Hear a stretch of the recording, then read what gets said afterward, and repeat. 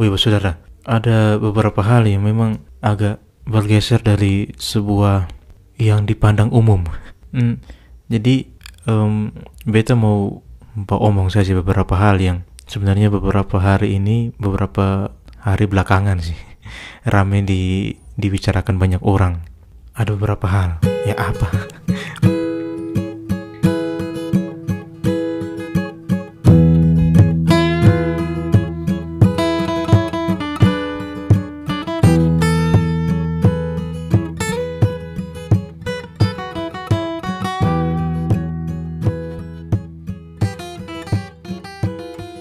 Baik, saudara, satu fenomena yang sebenarnya meresahkan atau membingungkan juga, atau bisa dibilang ini ekspresi juga. Jadi ini kan kalau kita omong ekspresi, itu kan setiap orang berhak untuk mengekspresikan apa yang dia punya dalam dirinya. Nah, kalau kita melihat ekspresi, ya contoh ekspresi seni, ekspresi apalagi mungkin seorang anak, ya dia mengekspresikan kemampuannya menggambar, misalkan, ya gambar sederhana kan, gambar klasik yang biasa kita tahu tuh kan, gunung, ada jalan raya begitu, ada sungai, nanti ada sawah-sawah begitu, kemudian ada matahari. Itu kan contoh ekspresi seorang anak, ataupun mungkin saudara juga yang dulu masih kecil pun mengekspresikan ketika disuruh guru di SD gambar, ya mungkin ada yang kayak beta, ya mengekspresikan gambar seperti itu, ya. Tapi kan ekspresi seorang anak kecil tidak bisa kita samakan dengan ekspresi orang yang sudah dewasa, ya, ataupun yang beranjak dewasa, ya, ataupun mungkin anak kecil yang sekarang mungkin ketika disuruh gambar, mungkin mereka sudah bisa gambar gambar partai mungkin. Atau ketika guru SD-nya suruh gambar, mungkin mereka gambar personil BTS mungkin. Karena ya itu yang sekarang akrab untuk mereka, misalkan, ya saudara. Mungkin beda dengan dulu waktu beta kecil, ataupun saudara yang satu angkatan dengan beta. Jadi itu kita bicara soal ekspresi. Nah, kalau kita bicara soal ekspresi, yang beta mau omong sekarang itu adalah ekspresi dalam berkarya. Dalam hal ini musik, saudara. Musik ini kan beta bukan musisi, saudara, ya. Beta yang suka main alat musik, tapi beta suka memperhatikan musik. Dan musik ini nampaknya terus mengalami perkembangan, saudara, ya. Dan kalau kita lihat contoh, kita bagi saja di era 90-an lah. Di era 90-an musik bisa dijadikan alat untuk ataupun 80-an mungkin, ya, alat untuk ekspresi keresahan para musisi, ya.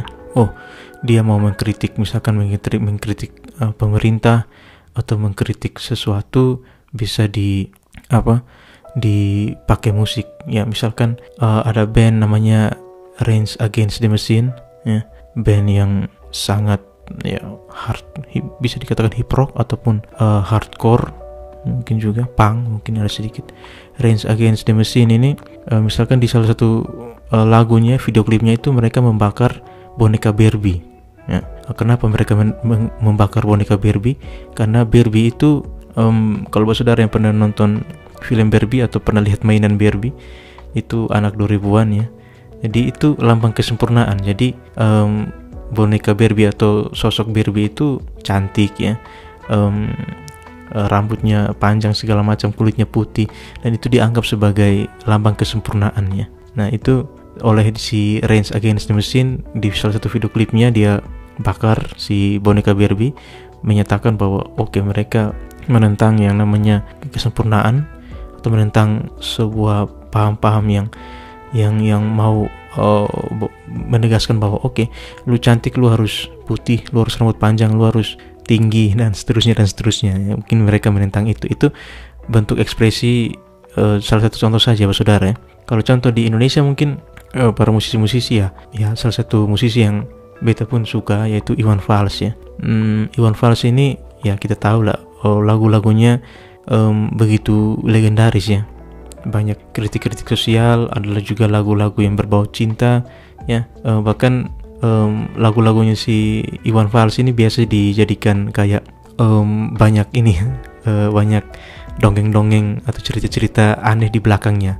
Beri contoh lagu Ujung Aspal Pondok Gede. Beta nonton di wawancaranya dengan si Kick Andi Andanoya. Kenapa judul lagu itu Ujung Aspal Pondok Gede ya? Karena memang dulu si Iwan Fals rumahnya memang pas di ujung aspal.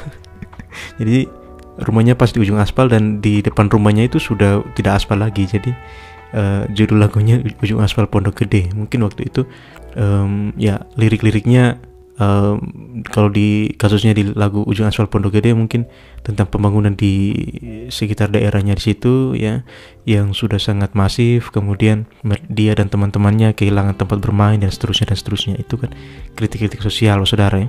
Ada juga lagunya tentang tema cinta ya, dan lagu si Iwan Fals yang sekarang lagi in lagi ya yaitu Bento ya. Lagu yang kalau aslinya kita tahu si Iwan Fals menyanyikannya dengan kalau saya nonton konsernya itu kan lagu yang penuh dengan kritik sosial ya. Jadi Bento itu katanya itu singkatan ya, panjangannya banyak terjemahan ya. Beta tidak mau sebutkan di sini, bahwa saudara silakan cari ya. Artinya sosok Bento ini digambarkan sebagai orang yang Godfather lah istilahnya ya, Godfather. Dia mengontrol semuanya ya. Dan ini sangat kerap dengan Indonesia di masa itulah ya. Kalau saudara lebih tahu bahwa Indonesia kayak dimainkan oleh The Godfather ini ya. Oke, beta tidak sebut namanya. Ya, masa itu sudah berlalu ya, kita lebih demokratis sekarang. Tapi konteks lagu si Bento ini kan waktu dibuatkan itu ya. Tapi akhir-akhir ini si lagu Bento ini dipakai di sebuah aliran musik yang menurut beta ekspresi orang juga ya. Musik yang biasa dipakai bukan untuk mengkritik ya, tapi si lagu Bento ini dipakai untuk beberapa partnya dipakai untuk lagu jedak jeduk. Jadi teristimewa di NTT saudara ya. Beta amati di beberapa medsos ya, bahkan di YouTube tuh ada kompilasinya itu ya.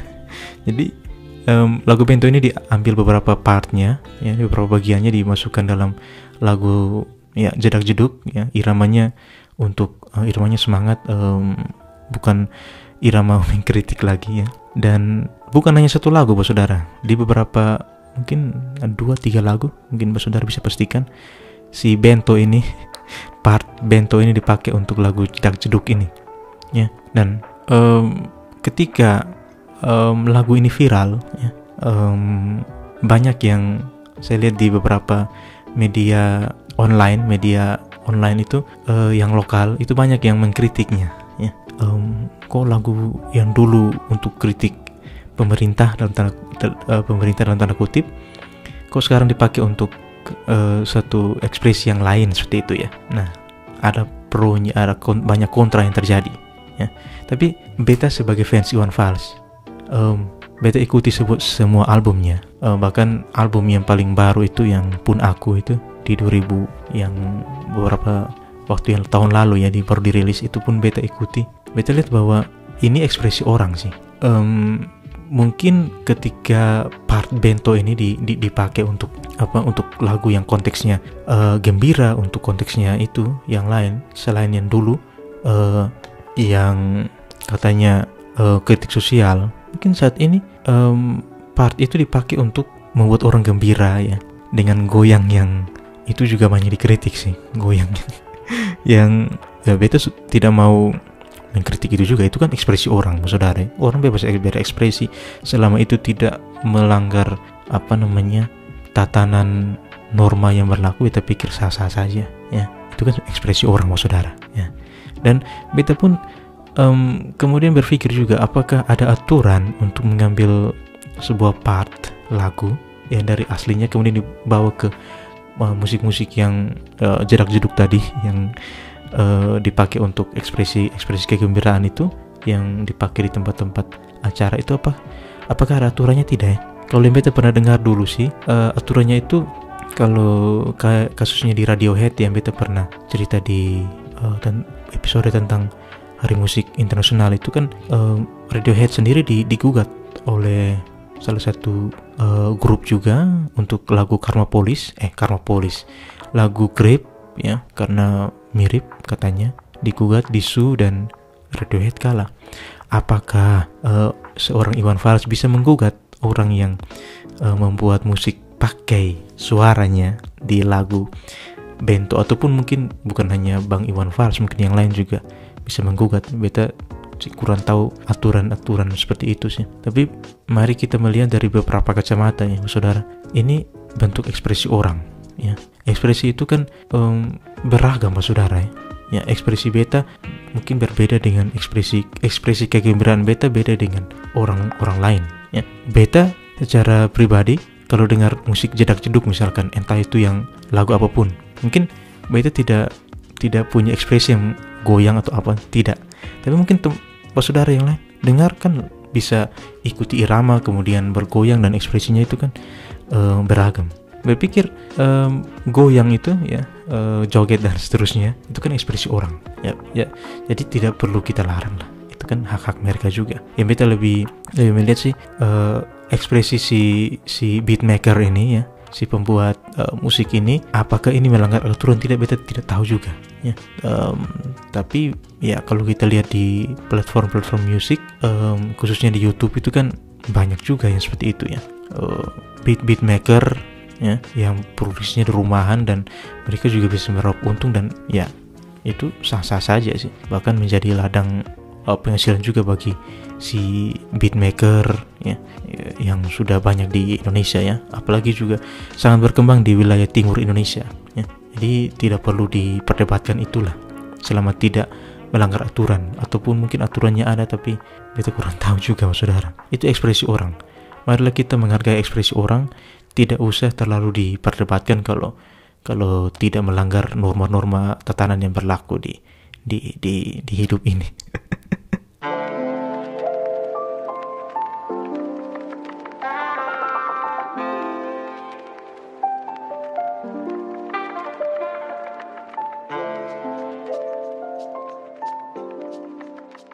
Baik, saudara. Ekspresi ini kan sifatnya visual, saudara. Contoh kalau di dunia podcast, saudara, selama ini ya, beta dengar podcast itu memainkan beta punya theater of mind tuh kan. Ketika beta dengar podcast, misalkan podcast A, B, C, itu pasti beda. Misalkan podcast tongkrongan, podcast konsepnya si misalkan solo podcast kayak beta sekarang ini, itu kan karena kita tidak lihat si podcaster ini ngomong ya, jadi kita tebak-tebak nih dia nih bagaimana ketika dia membawakan podcast segala macam.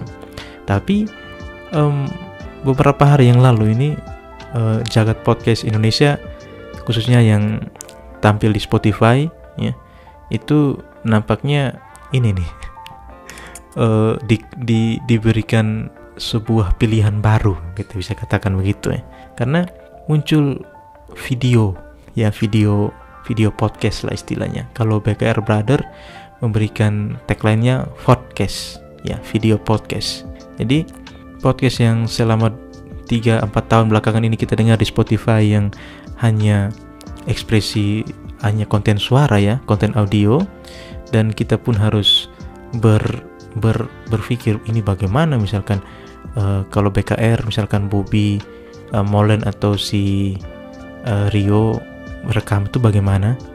Tapi beberapa hari yang lalu ketika mereka upload podcastnya itu, oh ternyata ketika mereka take podcast ini seperti ini ya. Dan bukan hanya si BKR, ada juga Rapot, ada juga Jebung, ada juga podcast Ancur, mungkin yang lain juga menyusul. Jadi serentak mereka upload sekitar hari betek ini, hari Jumat, sekitar hari Rabu ya, mereka upload si podcast itu ya, jadi ada videonya. Dan karena ini juga baru, saudara ya, jadi banyak hal yang terjadi. Kalau yang beta nonton contohnya di Rapot, Reza Ankara Dini, Abigail itu di tengah sudah mungkin beberapa menit sebelum selesai itu kameranya ada yang mati, ada yang hidup, sampai di rapot itu ada yang merangkak, si videografernya harus merangkak di bawah kasurnya si Reza supaya perbaiki si kameranya segala macam. Dan itu beta pikir hal behind the scene yang ternyata podcast itu juga, kalau dulu kontennya hanya audio mungkin effortnya sedikit ya, tapi kalau sudah video itu lebih effort jadi ternyata podcaster besar pun kemudian juga harus beradaptasi segala macam. Jadi ketika beta sih senang ya dengan sebenarnya untuk video podcast ini yang tersedia di Spotify saudara. Beta bukan omong di YouTube karena di YouTube sudah lama tuh. Kalau di Spotify yang tampil khusus di Spotify itu beta sudah pernah singgung di waktu ulang tahun ATP Podcast ini, yaitu beta nonton di Joe Rogan Experience JRE. Itu beta juga kaget, kok ada videonya ya. Dan awal-awal beta bertentangan tuh, karena kalau kita berpikir rootsnya ya, kalau kita back to roots ya, podcast itu kan audio content ya, ngapain pakai video. Tapi kalau kita lihat dari kacamata yang lain ya, itu sebenarnya sebuah kemajuan teknologi, bisa dikatakan seperti itu ya. Mungkin Spotify pun mau melebarkan sayapnya ke konten-konten audio visual ya, bukan hanya audio saja. Tapi yang buat Spotify tidak melupakan rootsnya adalah si pendengar diberikan opsi ya. Jadi kalau lu mau dengar hanya si videonya, mau dengar hanya audionya, lu bisa matikan di pengaturan itu, lu bisa matikan si video. Ya, jadi lu tetap dengar podcast seperti yang lu dengar dengar kayak biasa. Tapi kalau lu mau lihat ekspresi dari si podcaster ya, lu bisa aktifkan videonya dan lu nonton. Sangat fleksibel sih menurut beta. Pertanyaannya, apakah ATP Podcast ini akan buat konten video? Beta belum tahu, saudara. Jawab sekarang bilang tidak, nanti kaget lu buat. Jawab sekarang lu buat, nanti kaget lu tidak buat, kan lucu juga. Tapi ya ini menjadi sebuah angin segar bagi dunia podcast di Indonesia ya. Setelah kita rame-rame di tahun 2020 sampai 2021, di 2022 ternyata Spotify meluncurkan bentuk ekspresi yang baru lewat video podcast ini ya. Bersyukur sih.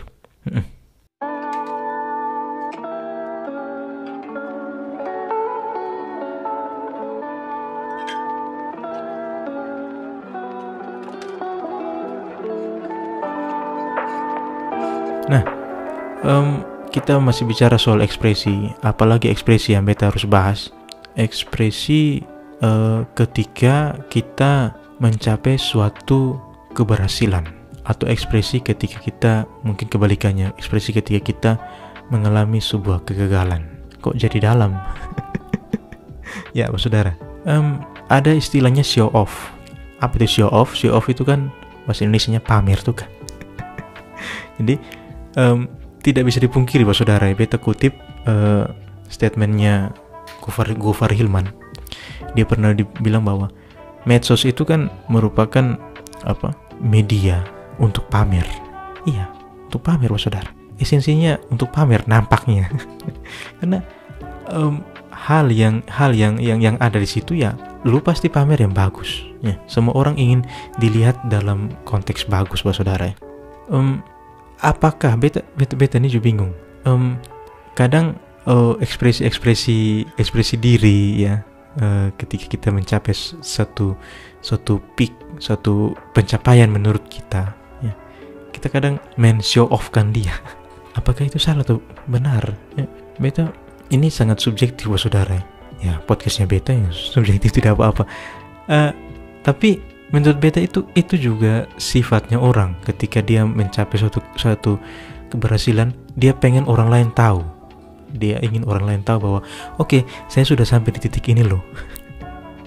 Tapi ada orang juga ya, yang meskipun dia berhasil, they keep inside. Jadi dia tidak pamer, dia tidak launch gitu ya. Dia tidak pamer segala macam. Saya sudah ini. Tapi ada orang juga yang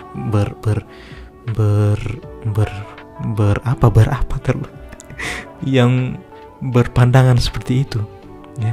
Ini juga yang sebenarnya menjadi dilema ketika muncul suatu, bisa dikatakan medsos juga, namanya TikTok ya. Ada orang yang aktif sekali TikTok, saudara ya. Bisa dia pamer kemampuannya dalam menari, bisa dia pamer kemampuannya dalam mengedit video segala macam ya. Tapi itu kan ekspresi, saudara.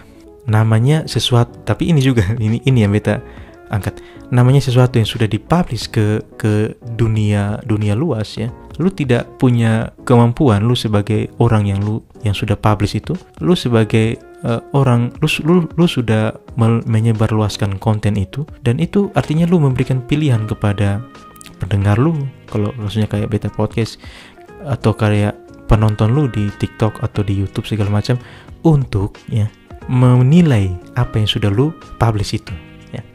Jadi lu harus terima tuh, saudara. Lu harus terima julidnya orang. Lu harus terima supportnya orang. Mudah-mudahan ada yang support. Atau lu harus terima penilaian orang, negatif atau positif, karena lu sudah pilih untuk launch sesuatu konten lu yang lu sudah launch, lu sudah publish itu. Jadi lu memberikan pilihan ya, kepada orang untuk menilai konten lu ya. Namanya penilaian orang ini kan beragam, tidak mungkin sama ya. Jadi harusnya lu siap untuk itu ya. Jadi kalau orang mulai berkomentar yang kurang bagus ya oke. Lu harus terima itu ya.